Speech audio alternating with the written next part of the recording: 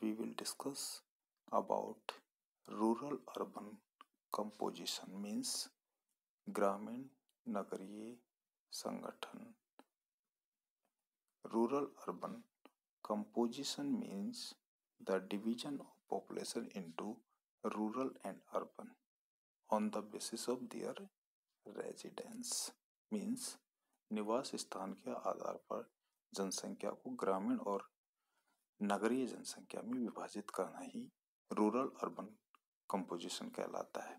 यह इसलिए जरूरी है क्योंकि rural and urban lifestyle differ from each other in terms of their livelihood and social conditions.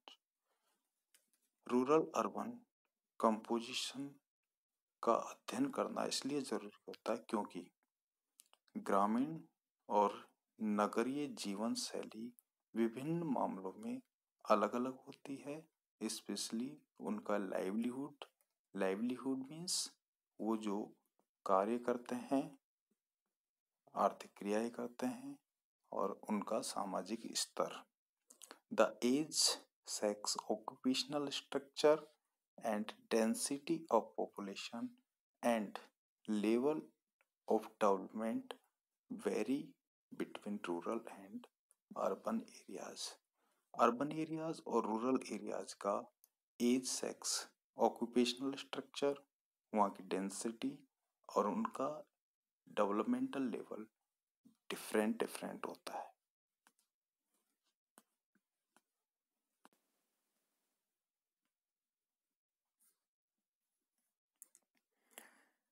Next point is literacy. Literacy means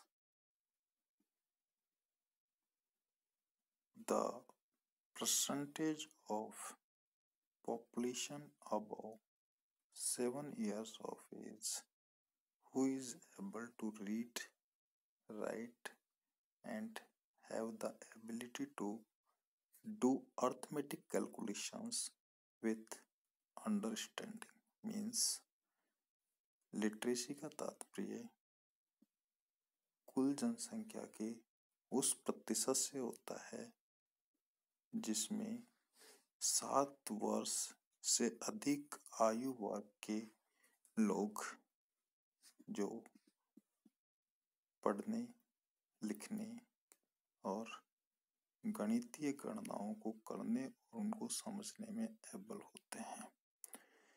literacy किसी भी देश के सोशल और इकोनॉमिक डेवलपमेंट का प्रमुख इंडिकेटर होता है.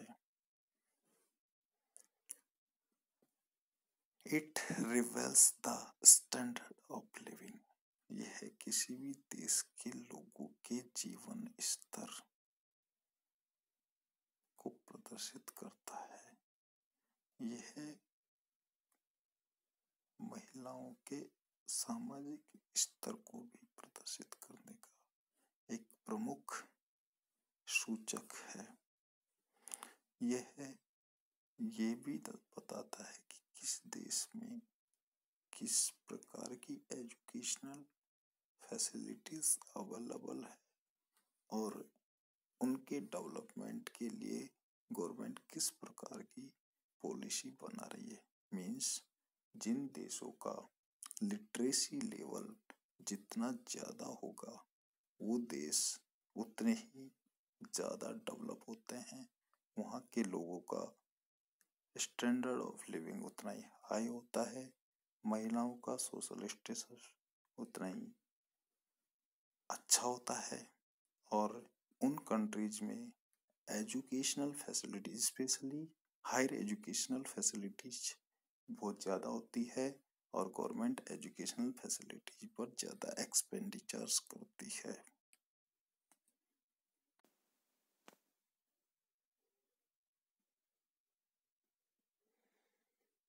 और next point is occupational structure. Occupational structure means व्यावसायिक संरचना, अर्थात देश की वर्किंग पॉपुलेशन में कितने लोग किन किन प्रकार की एक्टिविटीज में लगे हुए हैं, जैसे agriculture, forestry, fishing, manufacturing, construction, commercial, transportation, services, communication and unclassified services. These all activities are known as economic activity. इन सभी प्रकार की एक्टिविटीज को इकोनॉमिक एक्टिविटीज मीन्स आर्थिक क्रियाएं कहा जाता है। आर्थिक क्रियाएं मीन्स जिनसे हमें इनकम होती हो, मीन्स जिनका सीधा सीधा रिलेशन आर्थिक या मनी से हो।